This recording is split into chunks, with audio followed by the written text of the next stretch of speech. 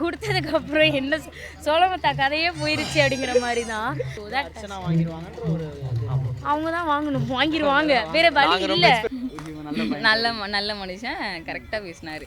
ஆக்சுவலாக அது எல்லாரும் நான் பேசுவாங்கன்னு நினச்சேன், ப்ராவோ மட்டும் தான் பேசியிருக்காரு. வந்த எல்லாருமே பேசியிருந்தாங்கன்னா ஓகே, அவங்க வந்து ஒரு கேங் செட் பண்ணிவிட்டு இப்படி தான் பேசணும்னு நினச்சி வெளியிலேருந்தே வந்திருப்பாங்க. ஸோ அதனால் அவங்க நினச்சதே பேசிட்டாங்க. நான் நினைக்கிறேன் மாயாவும் அர்ச்சனாவும் யாருக்கு டைட்டில் கொடுப்பாங்கன்னு நினைக்கிறீங்க? எனக்கு மாயா பிடிக்கும், ஆனால் அர்ச்சனா கிடைக்கும்னு நினைக்கிறேன். அப்புறம் இப்போ பிக் பாஸ் நாளைக்கு ஃபினாலே. ஆமாம். இப்போ அந்த ஸ்டேஜுக்கு 2 பேர் யார் போவாங்கன்னா யார் போவா, யார் டைட்டில் வின் பண்ணுவான்னு நினைக்கிறீங்க? 2 பேர் போவது யாருன்னா, ஒன்று அர்ச்சனா, இன்னொன்று வந்து தினேஷ். அதில் டைட்டில் யார் வாங்குவாங்க? டைட்டில் 2 பேருக்குமே ஈக்குவல் சான்சஸ் இருக்குது. பட் ஒரு ஸ்டெப் பாயிண்ட் பார்த்தா அர்ச்சனா தான் நான் சொல்லுவேன். என்ன காரணம்? அவங்க வந்து ஸ்டபனாகவே நிற்கிறாங்க, எல்லாத்தையுமே வந்து ஃபேஸ் பண்ணுறதுக்கு ரெடியாக இருக்காங்க. அண்ட் எல்லா சுச்சுவேஷனுமே டேக்கிள் பண்ணுறாங்க, குட் அண்ட் பேட் ரெண்டையுமே வந்து அவங்க கோ த்ரூ பண்ணி they are upcoming the chances in the how's it self. அதனால வந்து I feel Archana has more positive things to come than others. இந்த டாப் 5லேருந்து ஒருத்தர் சொல்லணும்னா விஷ்ணு. ஆமாம். அவங்க சண்டை போட ரொம்ப அக்ரெசிவாக சண்டை போடுறாங்க. பட் மற்ற நேரத்தில் வந்து சப்போர்ட் பண்ணும்போது இல்லை ஒருத்தருக்கு வந்து ஹெல்ப் பண்ணி எதாவது பண்ணுன்ற போது ரொம்ப ஹெல்ப்ஃபுல்லாக இருக்காங்க. பட் சண்டை போடும்போது ரொம்ப அக்ரெசிவாக ஒரு அவங்களோட ஓன் ஸ்பியருக்குள்ளேயே இருக்கிறாங்க. ஒரு சரௌண்டிங் ஸ்பியரையும் பார்த்துட்டு அவங்க அதை பண்ணும்போது வந்து இதில் அண்டர்ஸ்டாண்ட், ஓகே இந்த சுச்சுவேஷனில் இது நடந்திருக்கு, இது சரியா இல்லை தவறான அவங்க யோசிச்சிருக்கலாம். அது மாதிரி இருக்கு நிறைய. இப்போ வெளியே போனவங்கன்னா திருப்பி ரீவிசிட் பண்ணாங்க.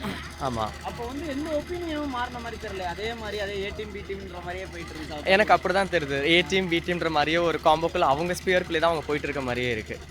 அது எப்படி பார்க்குறீங்கன்னா, வெளியே போய் பார்த்துருப்பாங்க, அதையும் மீறி அந்த ஒப்பீனியன் மாறாமல் அதே மாதிரி ஒரு பாண்ட் கிரியேட் பண்ணுறாங்க.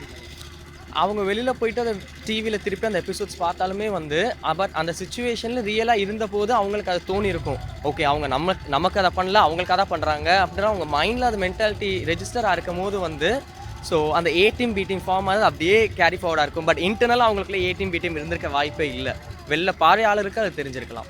அதே மாதிரி நிக்சன் வந்து வினுஷாட்ட அவங்க மன்னிப்பு கேட்டாங்க, அது வந்து திருப்பி உள்ளே எடுக்கப்பட்டு அதை பேசுனாங்க, அதை எப்படி பார்க்குறீங்க?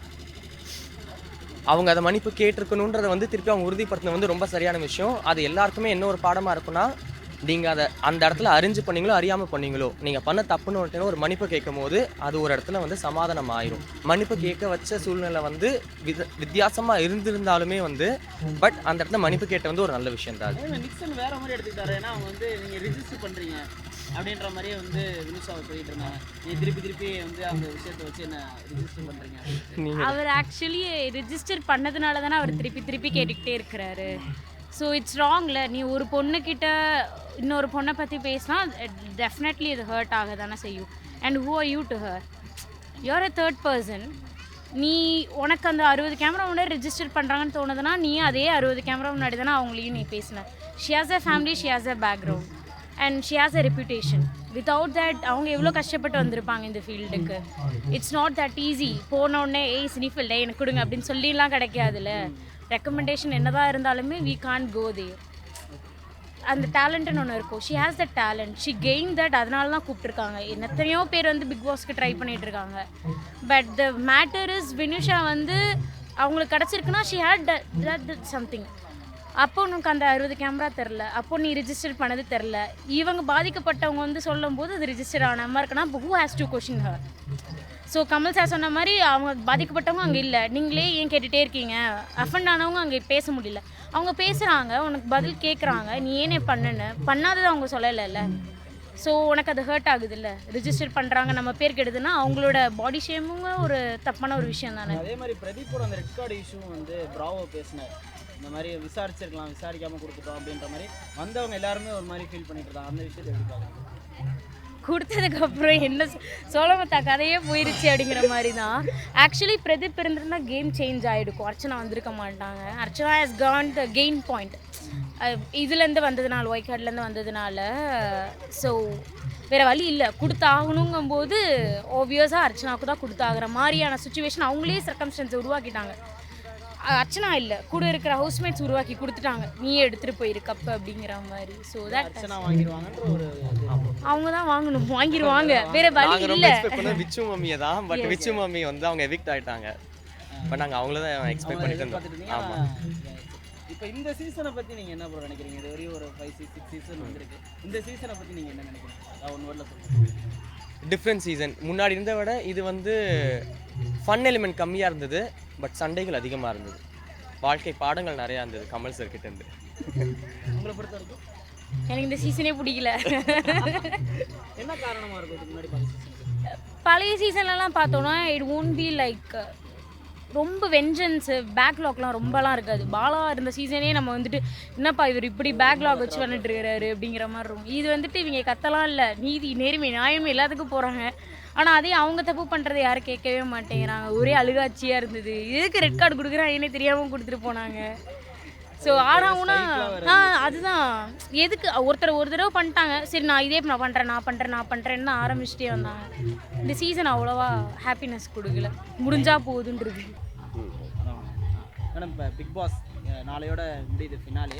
இந்த ஃபினாலேக்கு அந்த 2 பேர் ஸ்டேஜ் ஏறுவாங்கல்ல, அவங்க யாராக இருப்பாங்கன்னு நினைக்கிறீங்க? வின்னர் யார் வாங்குவாங்கன்னு நினைக்கிறீங்க? வின்னர் கண்டிப்பாக அர்ச்சனா தான். ஸ்டேஜ் ஏறுறது மணி அண்ட் அர்ச்சனா. என்ன காரணமா உங்களுக்கு டைட்டில் கொடுக்கலாம் அப்படின்னு? நம்ம தான் ஓட்டிங் பார்க்குறோம்ல. ஓட்டிங் பார்க்கலாம். உங்களுக்கு ஒரு ஐடியா இருக்கும்ல இவங்களுக்கு கொடுத்தா டிசர்விங் அப்படின்ட்டு. ஆக்சுவலாக நான் வந்து மணிக்கு கொடுக்கலாம் அப்படின்னு நான் நினைக்கிறேன். என்ன காரணம்? ஏன்னா அவள் வந்து கொஞ்சம் நடிக்காமல் உண்மையாக இருக்க மாதிரி இருக்குது, ஒரு கொஞ்சம் ஃபேக்காக இருக்க மாதிரி இருக்கு அர்ச்சனா. அதிகமாக கேமே அவர் விளாட்ல அப்படிலாம் சொல்கிறாங்களே உள்ள. அவங்க சொல்லலாம், பட் ஆனால் இவர் கொஞ்சம் பர்ஃபார்மன்ஸ் வைஸ் நல்லா பண்ணுறாரு. ஆக்சுவலாக அர்ச்சனாவும் டிசர்விங் தான். ஸோ என்னென்னா ஸ்டார்டிங்கில் பிரதீப்காக பேசினதுனால இவங்களுக்கு வந்து கொஞ்சம் சப்போர்ட் அதிகமாக கன்வே ஆகிடுச்சு. சரி, இவங்களுக்கு மட்டும் கொடுத்துடவே கூடாதுப்பா டைட்டில் அப்படின்னு மாயா.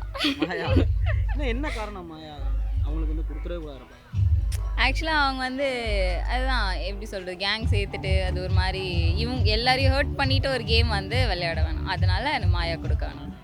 ஆனால் வந்து அவங்க டீம்லாம் இப்போ வெளியே போயிட்டு வந்தாங்க தெரியுமா திருப்பி? ஆமாம். எந்த ஒப்பீனியனும் மாறின மாதிரி தெரியல. அதே மாதிரி பார்த்துருப்பாங்க, ஆனால் ஏதாவது ஒப்பீனியன் மாறிக்குமான்னு பார்த்தா அதுவும் ஆமாம், அதுவும் இல்லை. நான் ஆக்சுவலாக வந்து விக்ரம் மாறி தான் வருவார்னு நினச்சேன், பட் அவர் இன்னும் மோசமாக வராரு. அதனால் வேஸ்ட் தான். மாயாவுக்கு போகிறது போல அர்ச்சனா பெஸ்ட் தான். அர்ச்சனா பெஸ்ட், பட் ஆனால் நான் மணின்னு நான் நினைக்கிறேன். மணி வந்தால் எனக்கு ஓகே, பட் அர்ச்சனா தான் வருவாங்க. மாயாவுக்கு கிடைக்கக்கூடாது. அதே மாதிரி வினுஷாட்ட வந்து நிக்சன் திருப்பி வந்து உள்ள வந்து ஒரு சாரிலாம் கேட்டார், அதை பார்த்தீங்களா? நான் பார்த்தேன். அது ஒரு சாரி கேட்காமே இருந்திருக்கலாம். அவர் உள்ளே வராமல் இருந்தால் அவருக்கே பெட்டர் தான். உள்ளே வந்து அவர் என்ன சொல்கிறாருன்னா, நீங்கள் திருப்பி என்ன அதை ரிஜிஸ்டர் பண்ணுறீங்க அப்படின்ற மாதிரி திருப்பி சொன்னாப்ல. அது என்னென்னா அவரே கேமரா முன்னாடி தான் எல்லோரையும் வந்து பேசினார். இந்த வினிஷா வந்து தப்பாக பேசினார். ஸோ அவங்களும் வந்து கேமரா முன்னாடியே வந்து என்னன்னு அவங்களோட ஒப்பீனியன் என்னன்னு சொல்லணும்னு அவங்க நினச்சாங்க. அவங்க சொல்லிட்டாங்க. அதுக்கு வந்து இவர் ரிப்ளே வந்து ஒழுங்காக கொடுத்துருக்கலாம். சாரி கேட்டது ஓகே, பட் வந்து நீங்கள் ரிஜிஸ்டர் பண்ணுறீங்க, அவங்க ரிஜிஸ்டர் பண்ணி தான் ஆகணும். ஸோ அதனால் அவங்க ரிஜிஸ்டர் பண்ணுறாங்க. So okay. அதே மாதிரி பிராவோ வந்து இந்த ரெட் கார்டு இஷ்யூ பற்றி பேசியிருக்கேன். ஏதாவது விசாரிச்சிருக்கலாம் போல, இவங்களை நம்பி நான் கொடுத்துட்டேன் அப்படின்ற மாதிரி சொன்னார். அதை எப்படி பாருங்க? குட் ஹியூமன், நல்ல மனுஷன், கரெக்டாக பேசினார். ஆக்சுவலாக அது எல்லாரும் நான் பேசுவாங்கன்னு நினச்சேன். பிராவோ மட்டும் தான் பேசியிருக்காரு. வந்த எல்லாருமே பேசியிருந்தாங்கன்னா ஓகே, அவங்க வந்து ஒரு கேங் செட் பண்ணிவிட்டு இப்படி தான் பேசணும்னு நினச்சி வெளியிலேருந்தே வந்திருப்பாங்க. ஸோ அதனால் அவங்க நினச்சதே பேசிட்டாங்க. பிராவோ வந்து தனியாக இருக்கார், ஒரு எப்படி சொல்கிறது, நியூட்ரலாக இருக்கார். அதனால் ஓகே. ஏன்னா அர்ச்சனாக்கும் அப்புறம் கூப்பிட்டு இந்த மாதிரி தான் நீ கேம் விளாட்ற அப்படின்ற மாதிரி சொன்னாங்க. அதே மாதிரி தினேஷ்க்கு வந்து இவங்க கூப்பிட்டு சொன்னாங்க, வனிதா அவங்களோட டாக்டர் கூப்பிட்டு இந்த மாதிரி நீங்கள் கேம் தனியாகவே விளாட்ல அப்படின்ற மாதிரி சொல்லுப்பா. அதை எப்படி பாருங்க? அது நான் என்னன்னு சொல்கிறது, அர்ச்சனா வந்து தினேஷ் கிட்ட சொன்னாங்க தானே. ஆமாம், அவர் தனியாக அவங்க வந்து அவங்களோட ஓன் ஒப்பீனியன் தானே. நான் தனியாக விளையாடுறேன் இல்லை நான் குரூப் விளையாடுறேன், அவங்க டிசைட் பண்ணி அவங்க அதை ஃபார்ம் பண்ண. அதே மாதிரி தான் அர்ச்சனா வந்து அவங்களும் குரூப் சேரணும்னு தான் நினச்சாங்க, பட் அவங்க சேரலை. ஸோ இவங்க ஒன்றா இருக்காங்க, 3 பேர் சேர்ந்து கேம் விளையாடுறாங்க. இல்லை யார் கிடைச்சாலும் அவங்க ஓகே அவங்க அவங்க ஃபீல் பண்ணுறேன். இந்த சீசனை பற்றி நீங்கள் என்ன நினைக்கிறீங்க? இந்த சீசன் வந்து டோட்டலாக வேஸ்ட்டுன்னு நான் நினைக்கிறேன். இத்தனை சீசன் வந்து எல்லாமே கொஞ்சம் எப்படி சொல்கிறது, ஜென்யூனாக இருந்துச்சு. இந்த வாட்டி எல்லாரும் அது கொஞ்சம் ஃபேக்காக, இந்த ஓட்டிங் கூட நம்ம எல்லாரும் சேர்ந்து மக்கள்லாம் கஷ்டப்பட்டு ஓட் போடுவாங்க. இவங்க என்ன இவங்களா ஒருத்தரை டிசைட் பண்ணி இவங்க தான் அப்படின்ட்டு இவங்களை வச்சுக்கிறாங்க, இவங்களை அனுப்பிடுறாங்க. இது வந்து வேஸ்ட்டு. ஃபினாலே ஸ்டேஜில் 2 பேர் யார் ஏறுவாங்கன்னு நினைக்கிறீங்க? யார் டைட்டில் வின்னர் வாங்குவாங்க? நான் நினைக்கிறேன் மாயாவும் அர்ச்சனாவும். அவங்க 2 பேர் ஸ்டேஜ் ஏறுவாங்க. யாருக்கு டைட்டில் கொடுப்பாங்கன்னு நினைக்கிறீங்க? எனக்கு மாயா பிடிக்கும், ஆனால் அர்ச்சனா கிடைக்கும்னு நினைக்கிறேன். என்ன காரணமாக இருக்கும்? சும்மா சோஷியல் மீடியாவில் அவங்க ரொம்ப ஃபேமஸாக இருக்காங்க, அதனால. கேம்லாம் விளாண்டாங்க, இல்லை அது வந்து கேம் விளையாண்டதுன்னா மாயா தான். மாயா தான். அர்ச்சனா வந்து பின்ன சோஷியல் மீடியா நல்லா ட்ரெண்டிங்கில் இருக்கனால அவங்க. ஓட்டிங் அந்த இதெல்லாம் அதை வச்சு தானே டைட்டில் கொடுப்பாங்க. ஆமாம், ஆனால் அவங்களுக்கு தான் பயங்கர சப்போர்ட் இருக்கிற மாதிரி தெரியுது. தெரியலை, மேபி ட்விஸ்ட் ஆனாலும் ஆகும். சரி, அதே மாதிரி இவங்க டைட்டில் வாங்கிடக்கூடாது அப்படின்னா யாரும் சொல்லுவாங்க. அப்படிலாம் யாரும் இல்லை. யாரும் வாங்க கேமாக சொல்கிறேன், இவங்களுக்கு நம்ம கொடுத்தா அவங்க என்னப்பா மணி. மணி என்ன காரணமாக அவர் தான் விளையாடவே இல்லையே அதனால. அதனால. ஆமாம். மற்றபடி டிக்கெட் ஆன விஷ்ணு இருக்காரு, தினேஷ் இருக்காரு. எனக்கு விஷ்ணு பிடிக்குங்க. மணி வந்து விளையாடவே இல்லை அவரு. மற்றபடி ஓகே தான், யாருக்கு இருந்தாலும் ஓகே தான். இந்த சீசனை பொறுத்த வரைக்கும் என்ன நினைக்கிறீங்க, எப்படி போச்சு கேம்? நல்லா தான், என்னை பொறுத்த வரைக்கும் நல்லா தான் போச்சு. நிறைய அப்ஸ் அண்ட் டவுன்ஸ்லாம் இருந்துச்சு இந்த சீசனில். நிறைய பேர் ட்ரோல் பண்ணாங்க. இல்லை ஆனால் எனக்கு பிடிச்சிருந்து, பர்சனலாக பிடிச்சிருந்துச்சு. அதுவும் மாயாவோட ப்ளே நல்லா பிடிச்சிருந்துச்சு. இப்போ திருப்பி வெளியே போனோம்னா ரீவிசிட் பண்ணாங்க. ஆமாம், அது ஏதாவது ஒப்பீனியன் மாறி இருக்குமான்னு பார்த்தா மாறலை. அதே மாதிரி தான் ஏ டீம் பி டீம் அந்த மாதிரி தான் போயிட்டு இருந்துச்சு. அதை எப்படி பார்க்குறீங்க? அவங்க ஃப்ரெண்ட்ஸ் அது நல்லா இருக்கு, அது பார்க்க நல்லா இருக்கு. அவங்க ஓவராலாக ஃப்ரெண்டாக இருக்காங்க, பார்க்க நல்லா இருக்கு. அவங்க அதே மாதிரி ஒவ்வொருத்தருக்கான வீடியோலாம் போட்டு காமிச்சாங்க. ஆமாம் நல்லா இருந்துச்சு. எனக்கும் மாயாக்குள்ளது ரொம்ப பிடிச்சிருந்துச்சு, நல்லா இருந்துச்சு. இல்லை ஸ்டார்டிங்கில் பிடிக்கல தான் அவங்கள, அதுக்கப்புறமா அவங்க கேம் நல்லா இருந்துச்சு, அதனால எனக்கு பிடிச்சிருச்சு. இப்போ அந்த பூர்ணிமா அவங்களோட ஃப்ரெண்ட்ஸில் திருப்பி மீட் பண்ணும்போது அதெல்லாம் எப்படி இருந்துச்சு? அதில் கொஞ்சம் பரவாயில்ல, நல்லா தான் இருந்துச்சு. நல்லா தான் இருந்துச்சு. Okay, thank you. சரி, இவங்க வாங்கக்கூடாது அப்படின்னா இந்த 5 பேர் இருக்காங்கல்ல, மாயா, அர்ச்சனா, விஷ்ணு, இவங்களுக்குள்ள யார் வாங்கக்கூடாதுன்னா மணி. ஏன்னா அவங்க என்ன காரணம்? அவங்க கொஞ்சம் ஓரளவுக்கு கொஞ்சம் இதுவாக இருந்தாங்க, இப்போ மந்தமாக தான் இருக்கான்னு நினைக்கிறேன். இந்த மாதிரி தான் இருக்கிறாங்க. இந்த சீசன் உங்களுக்கு எப்படி போச்சு? இந்த பிக் பாஸ் சீசனை கொஞ்சம் ஃப்ரீயாக விட்டா மாரி இருக்குது இப்போ இந்த சீசன். ஒன்றும் கேம்லாம் ஒன்றும் டஃப்பானது மாதிரி? கேம்லாம் டஃப்பில் கொஞ்சம் ஜாலியாக தான் அப்படியே போச்சு. ஜாலியாக தான் போச்சு. கமலஹாசன் வந்து எப்படி இந்த தடவை பண்ணார்? ஏன்னா நிறையா ட்ரோல்லாம் பண்ணாங்க அவரை, அதை எப்படி பார்க்குறீங்க?